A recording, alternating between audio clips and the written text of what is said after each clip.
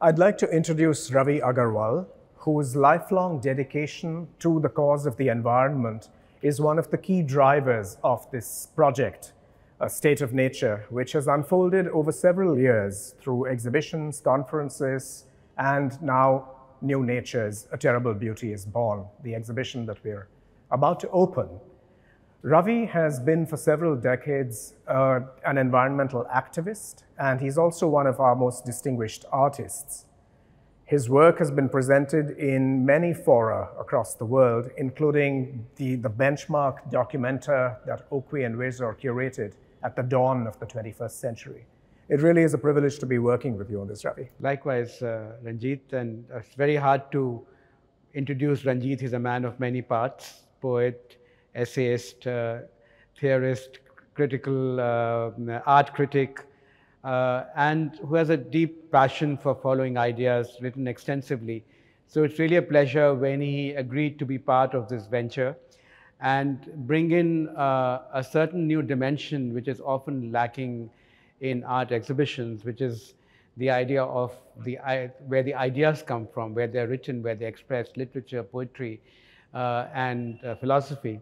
So I'm really happy that with Ranjit and participating in the New Natures exhibition, I hope becomes something which we can all relate to. I'd just like to say a bit about the exhibition. As Ranjit said, it was part of the State of Natures, which was started in 2018, and this is one of the final concluding events, which is the exhibition. But for me, it's a continuation of a long series of involvements with the idea of the environment, feeling for it, with it being part of our life since I was in my early teens. It's something which has drawn me. But where we are standing here in the New Nature, The Terrible Beauty is Born, it is basically trying to contextualize the idea of nature in our political and literary context. And just as you enter the exhibition, you will see these two videos. One of our very eminent environmental historian, Mahesh Rangarajan, speaking about the many ideas which form the idea of nature today. Because as we know, nature has gone out of the idea of the environment, because environment is a very narrow technical word, but nature underpins everything we do. It's a state of our existence. And on the left is how nature was treated in the post-development India, looking at one of the major globalizations of technology through the Damodar Valley Corporation. But this exhibition is really trying to think of the future. What is the future going to be? Because these ideas now in the last few years, we know we are in some kind of crisis, and I call it a condition because it's historically related, and it's only a matter of time till it becomes a crisis. But how do we as artists bring on something which we can rethink the future? And this exhibition is about that. And the artists who are in the show, of course, it's not a representative of everybody working in this area. It's a small selection of people who have been deeply engaged in various aspects which we read into the idea of nature. For example, you will have people talking of caste in food. You will have people talking about the Sundarbans and climate change, or you will have people talking about the small microorganisms which are all around us, or the politics of forests. So this multiple positions, artistic positions, are presented like a conversation here. And this conversation is really to firstly think of the environment as a very fundamental way in which we are in this world today, but also think of how we can how we can proceed with these ideas, taking all this along. So it is both trying to examine in its multiplicity, extract nature from its locks, but also thinking of who are the players who will be playing a role in constructing a new nature in a world which, as we all hope for, will have equity and liberty and non-alienation. I'm really glad that you put it forth like a manifesto, because I think what we're trying to do with this project is to offer a set of diagnostics as to what has gone wrong in the relationship between humankind and the natural world, but also questions of equity between species. Because for too long, humankind has seen itself as a sovereign species and has really denied equity to all the other, if you will, tenants of the planet alongside ourselves. We have an owner syndrome. We think we own the planet. So this has brought us to this devastating pass. So there's that diagnostic element to the exhibition. But as you said, Ravi, there's also a notion of prognostics. What do we do moving forward? We assess the situation and then, what are the resources of hope, of healing, of trust, of care for the planet, for other species? And this is where we think that artists and writers are really, they bear true witness. And this is what we're trying to bring into this forum. So the exhibition is really not a set of objects or experiences. It's also a set of debates. It's a forum. It's a place of inquiry. We would like for this project to become a model of solidarity, to show how you can become participants in this kind of debate. And also, just on a personal note, I've been very, very happy to see how the exhibition also looks back to things that were very, very important to me as a student in the late 1980s and early 1990s, just across the road from where we are at Elphinstone College. The debates in which we were politicized were multiple. On the one hand, this whole question of what constitutes the republic, who can participate in it. Remember that those were the years of communitarian crisis, of interreligious strife that was heavily politicized, and we see the results of that today. But in those years, as students, we were also profoundly inspired by movements like Chipko in the Himalayan foothills, and also by the Narmada Bachao Andolan, which was very, very big at that time. And many of us found a voice, really, in terms of working across class privileges, across asymmetries of where you were, of location. And in this exhibition, too, the echoes and the resonances of those people's movements still continue. And these are exemplars that we need to reclaim. Too often we have people who tell us to take pride in some imaginary past, but we're forgetting the actual political achievements of communities, of groups, of solidarities, and that's the heritage that this project draws on. As the collaboration and the solidarity between the two of us, which has been very, very productive and hopeful and nice. Ravi, could I draw you out on this? Arunkumar's work has been important to both of us, but if you could say a few things about it and place it in the context of what it means to have an artistic practice, but also be completely and substantially embedded in an environmentalist practice. So Arunkumar is a very good example of the kind of artists who are on the show.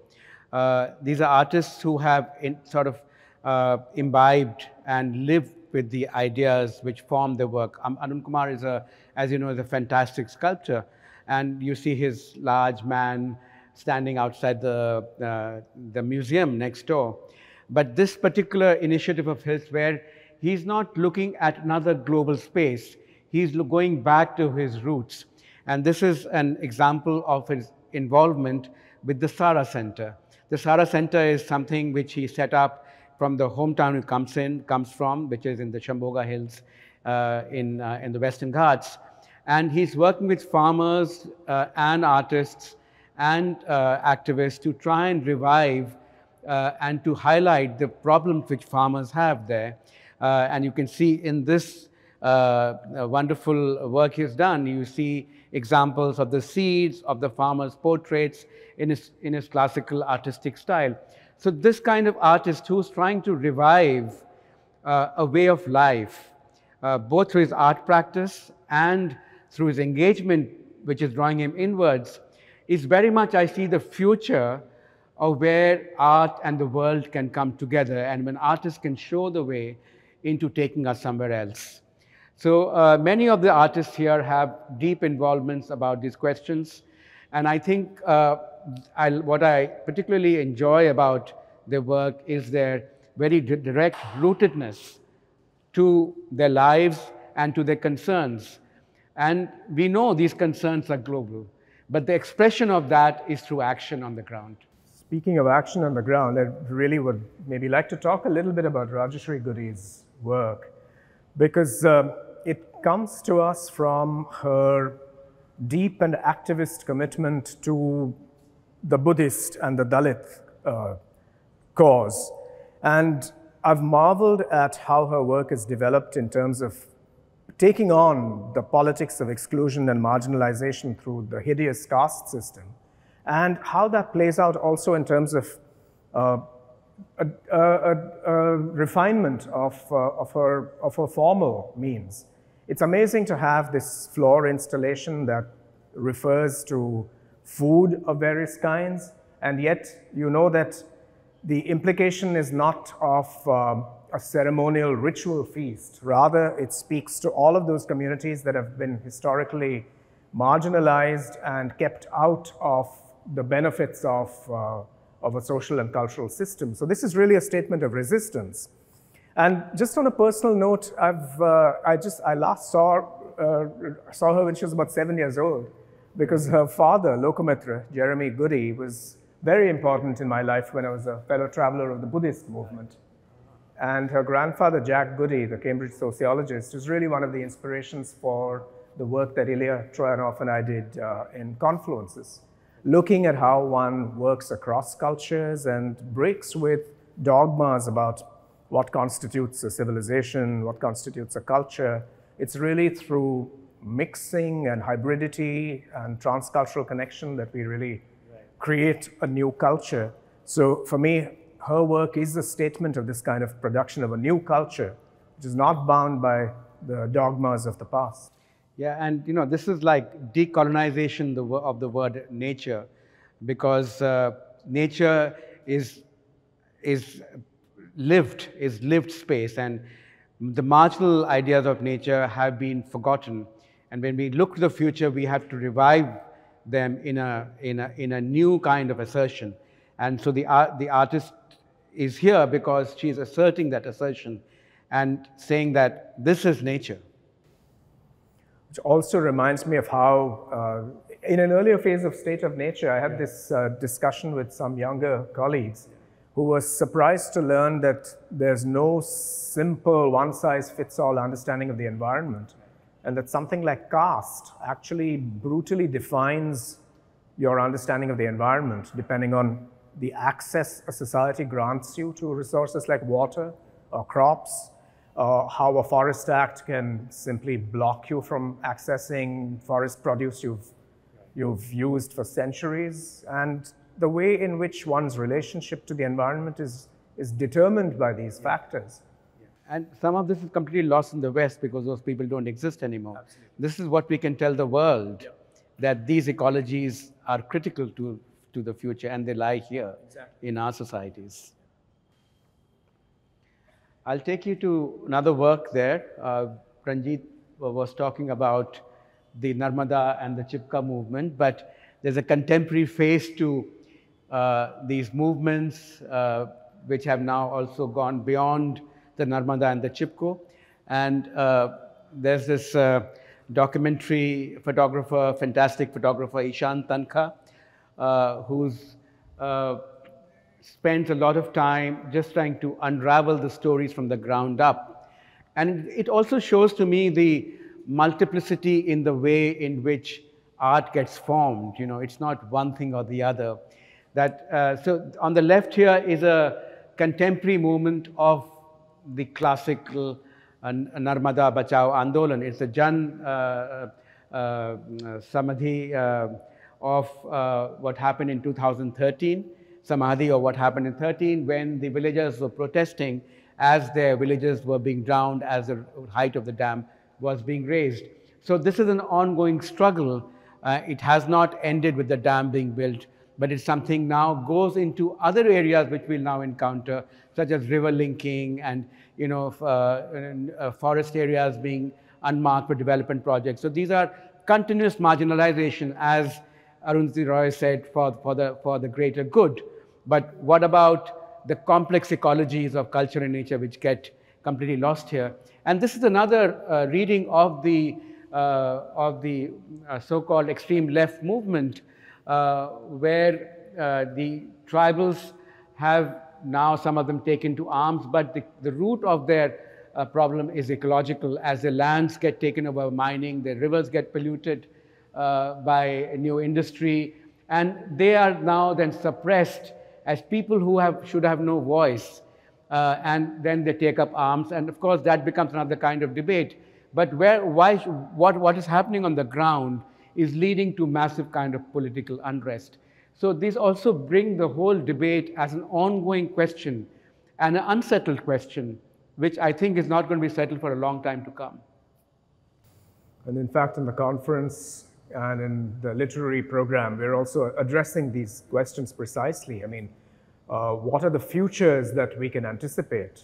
And they're integrally linked to these crises of habitat, of livelihood, of representation. And it's incredible how we still have a state apparatus that is colonial in its reflexes, in the way it responds to people and their needs, and in the way it approaches resources. It's still an extractive state. And it simply does not recognize that so many aspects of the natural world are relevant to people's livelihoods. The wetlands, for instance, why they're important to the environment. They're not recognized by a state to whom a forest is really a plantation. It's all about extracting revenue, but it's not about supporting the communities that are wedded to those forms of ecosystems. Yeah, very often I think that these are the debates I'd like to see reflected in the climate change UN conferences, where they're so different, they're so abstract, and they're so driven by science separate from society, where actually this is where the debate should start, and this is where the real problem is. So it's not about nation state, it's about people, and people who are living and trying to just eke a daily life, and that's not destructive. Would you like to talk about Parag's work? I think for both of us, Parag Tandel's work is important because it represents an embedded practice within his own community in Bombay and in Western India. He belongs to the Koli community, the traditional fisher people. And it's the kind of group whose heritage has been, to a considerable extent, what we regard as intangible. And his work as an archivist of the community, as someone who's preserving its cultural forms, who is addressing its crises and questions, it's an important practice for us, which shows how historically marginalized communities have actually an immense stake in the culture, in the economy of a metropolis, and that we cannot flatten out our notion of urban culture to negate these features and dimensions. And it's also a vital livelihood question, because as we know, whether it's off Bombay waters or anywhere else on our immense coastline, traditional fishing communities have really been placed at immense disadvantage, because the entire fishery, the corporate restructuring of fishing has meant that the advantage lies with factory ships, with mass trawling, and you actually don't even get traditional fish close to our coastal waters. So the communities that have traditionally done this either have to keep up technologically or they get sidelined. And that's a vital aspect of our life here in Bombay. We keep talking about, the spirit of Bombay and so on and so forth, but the granularity and the detail of it is not always clear to people. So Parag's work is a very timely and important reminder that we need to address this kind of granularity. Again, looking at it in terms of creative articulation and the questions of habitat and livelihood, which can never be seen apart from our aesthetic preoccupation. And in that sense, this exhibition and the question of nature is a question of a multi-species polity, a multi-species democracy, no matter how complicated that term might sound, but this is where it's leading to. And this is about seeing true democracy in action. What do we need to do? So that's the intent of the exhibition, the positions these artists have. And okay, maybe you should talk about Tanmay's work for 1 second, and because it's so beautiful and so different. And Tanmoy Samantha's work has really appealed both to Ravi and to me. And among the many reasons why we wanted to have this group portrait of crows here is to think through questions of how even seemingly conventional or orthodox artistic practices like painting have a stake in this debate. Because sometimes there's an understanding that these new political urgencies and these new cultural crises can be met only through new media technologies.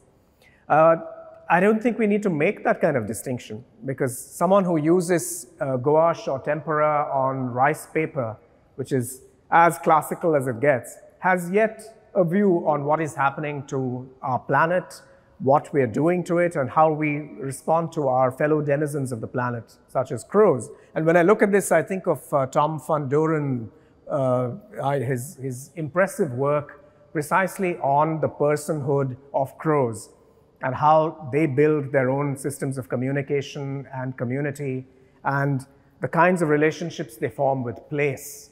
All of the aspects of sentiment and sensibility that we think belong only to human beings, or at the most to hominids, it turns out that, birds are not so bird-brained after all. So in a sense, it's, Tanmoy's work here is in the nature of respect to these other species that we tend to disregard, even in our adages and our proverbs.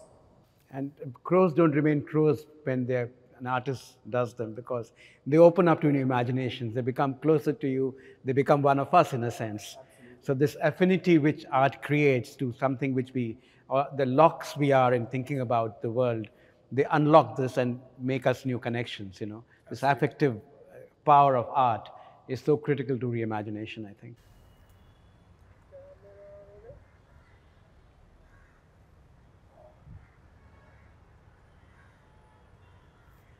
Ravi, since I believe in the personhood of trees, I'm going to say we are standing next to the most ancient person in the museum estate. Right. Because this baobab tree is really of considerable antiquity. Right. But again, like so many things anywhere in the world, you believe that just because it's rooted here and is massive and has been here for several hundred years, that it has always been here. Right. But the truth is it came from Madagascar, because the baobab is not a native species. Yeah. So I think it's marvelous that we're standing here next to the symbol of how it's journeys that create nature and culture. Yeah, we acknowledge and yet we don't acknowledge, like the soil, like the earth, which is, who knows how old that is. So we are sort of transient beings in that space. But we don't recognize that. I think at least since the Enlightenment, we've had this belief that the whole planet and all its ecosystems should somehow serve our cult of permanence.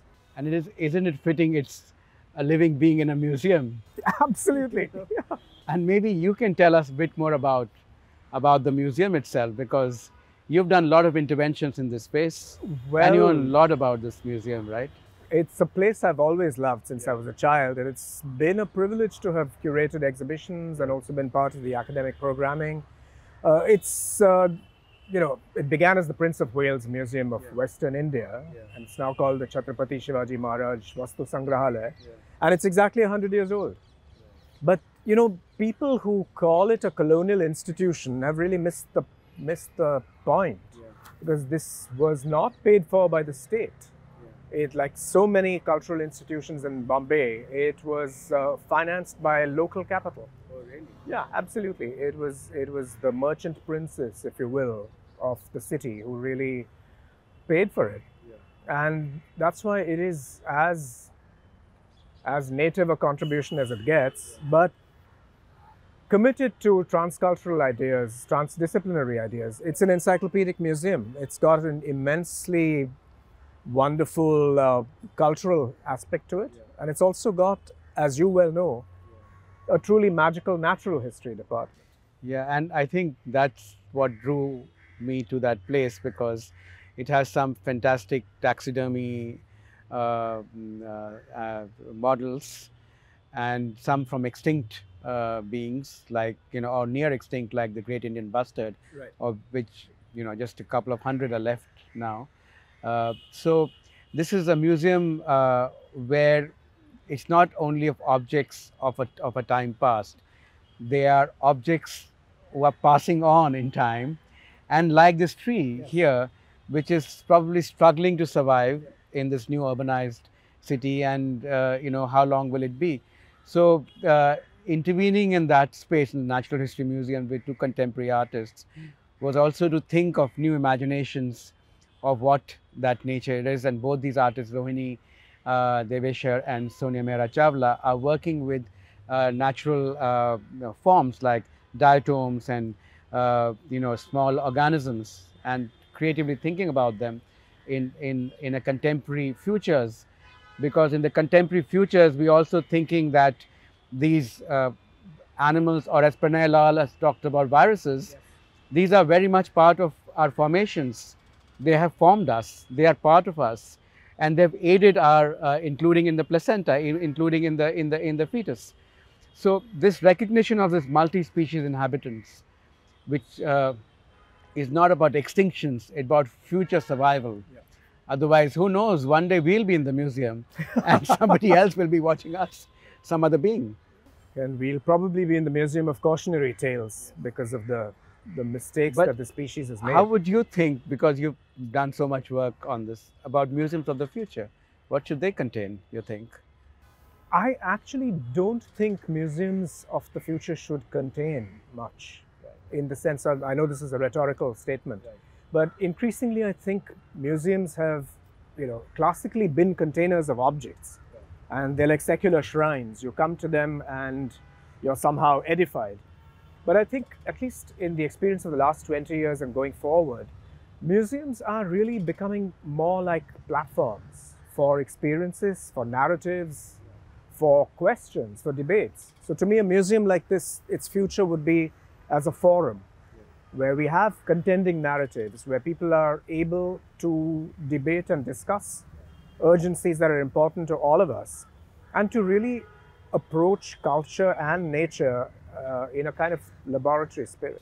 So do you think museums can help in decolonizing nature? Immensely so. I think actually museums are well situated to do this. Also because, like this museum, they get very, very diverse audiences.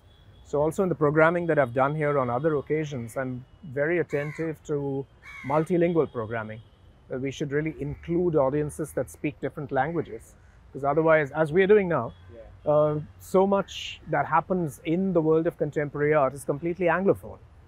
But there's a healthy climate of discussion in other languages, and they have their own literatures and their own preoccupations. So I think museums going forward should also be open to these different constituencies. And this particular space is so fantastic because it's got the CSMBS museum, but it also shares its location with the Goethe-Institut, where the German institute, where the first Germany was the first forester in India came exactly. in 1850 or something. You're right, a little before the Great Uprising. Yes. Brandeis, yeah. So, and then on the other side, we have the Bombay Natural History Society, one of the most iconic and classical institutes in this country, started by the great Salim Ali, looking at completely different bird species. So it's a very special place. It is. And the Jahangir Art Gallery. And the Jahangir Art Gallery next to which you have done a lot of interaction with. So it really is the kind of hub for all of these inquiries, such as also we've been involved with here in this exhibition. And again, it helps us to open up what otherwise might be, a sort of elite preoccupation, contemporary art. It really opens it up to different sorts of people who come in here, and they are not intimidated because they're not walking into a gallery where you have to press a bell and someone opens the door. They're in open space. And this is really, to my mind, it's a modest, but I think meaningful democratization of how people respond to it. Yeah. And on the left here, we see this ongoing installation by Parag Tandel for his archive. We talked about him in the Kohli community. And in the back, you see this fantastic sculptural works, photographs of those works by Gigi Scaria, who has often thought a lot about urbanization issues, In front we have Sharbendu Dey, who works with this indigenous community on the borders of Myanmar, Right.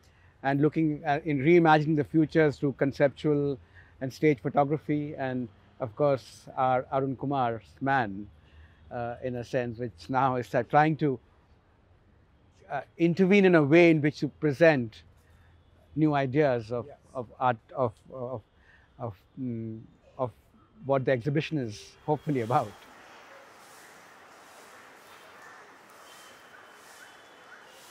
You know, what often happens with our education system is that it sets up a binary between the arts and the humanities on one side and the sciences and everything that we call STEM on the other.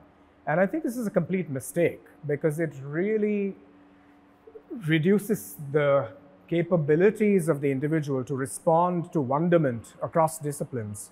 I think it's marvelous we're here in the natural history section of the museum and that we've actually made some interventions here. Ravi, I've always been interested in your trajectory as someone who did engineering and management, and you bring something of that obviously to these concerns in the arts and humanities. So I'd love to draw you out on that journey and why this issue of bringing the two cultures together means so much to you.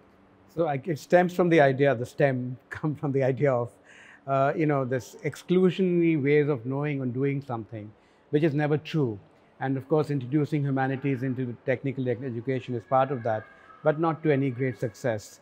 Somehow it's about the power of science and technology as creating the world in this capitalist technology mode, where we ignore all other ways of creating and knowing it. I mean, these two artists are a good example. Sonia Mehra Chawla, who combines, this work she's done is working with scientists, looking at dioramas and these microorganisms, and Rohini also, who also is an amateur astronomer, but also looks at natural forms and how they intervene through video and new media. I think it's very interesting if you look at Sonia's work. These are natural organisms, right? Yeah. But they look like engineering architectural or engineering structures. So this crossover that nature and engineering and technology are separate, where everything we've done is learned from nature. Flying is learned from birds in a sense. So we don't internalize this enough. And I think it is about being, knowing the world through different ways and not putting the ways of knowing the world before the idea of knowing it. It's a marvelous way of phrasing it. It also struck me that, the natural history section is the one that attracts the most visitors within the museum. Yes. And it's also something that seizes the imagination of children particularly.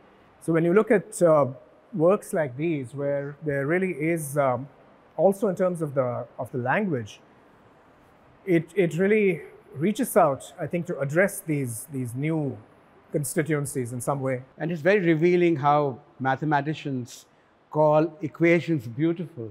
Absolutely. This idea of harmony. So the sense of beauty, I think, is all around us. It's not about what we know, but how we know it. Yeah. And I think what we try and do critically today, it should be part of the way we know something. In a questioning way, in a sense. And then we come up with these great artists who help us reimagine the world. And hopefully that reimagination will inform the future curriculum. I do hope so. And this in many other ways, because the world seems to be going in a different way today, and I hope it will not do that.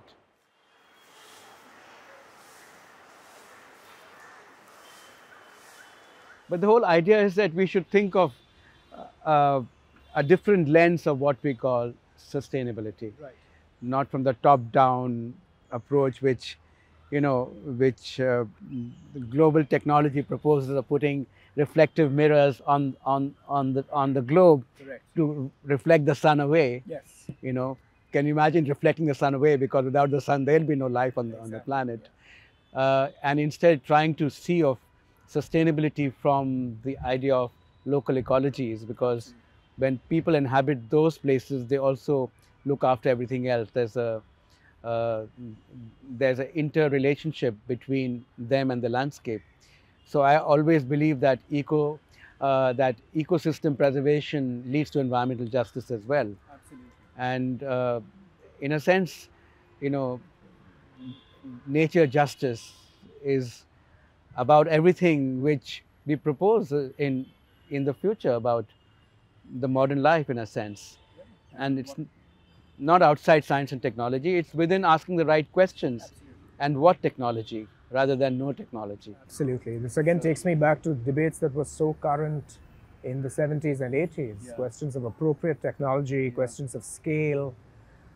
I think something that everybody got seized up by in the age of globalization is runaway scale. Yeah. And a complete lack of attention to the fact that scalability is not a virtue in itself. Yeah. And it leads to capital accumulation, because all capital is nature, including our famous cryptocurrencies. At the point of exchange, they become real in a sense. There has to be a point of landing. Exactly. So when they land, they have to exchange, and that value of exchange is capital from nature, in a sense. And ultimately, it's still scales and values of monetization that we're applying.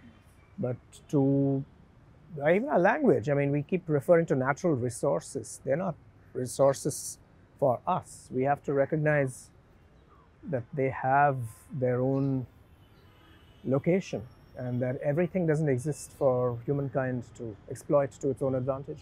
How can literature and poetry help us think of this question differently? I think writers have always had this at least since what's called the Romantic movement, but even long prior to that, there's been a very powerful sense of connection to nature as a cradle, as a crucible, as a larger armature for your own fulfillment in response to interrelationships. It's never about the ego.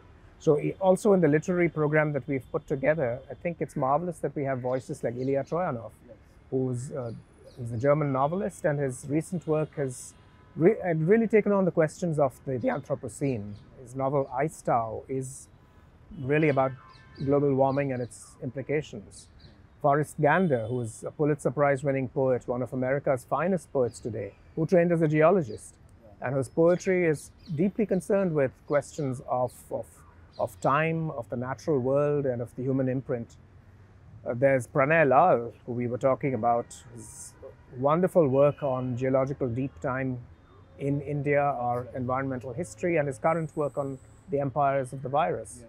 Invisible empires. Invisible empires, exactly. So we have these speakers. We also have David Quammen, who's one of my favorite science writers. He's going to join us from Montana, talking about his journey as a science writer and a travel writer and a writer of fiction. And there's Rahul Mehrotra, who's we've asked him really to speak about his Hathigaon project, which is a settlement where the real client is the elephant. So I've always thought of it as a model multi-species It's a town. great trajectory into architecture, I think, to think of that like that. But I think, as we know, that the people who contribute most to the world and to our thoughts are people with, of course, very specialized skills and abilities, but the skills and the abilities are tools of the larger questions they encounter.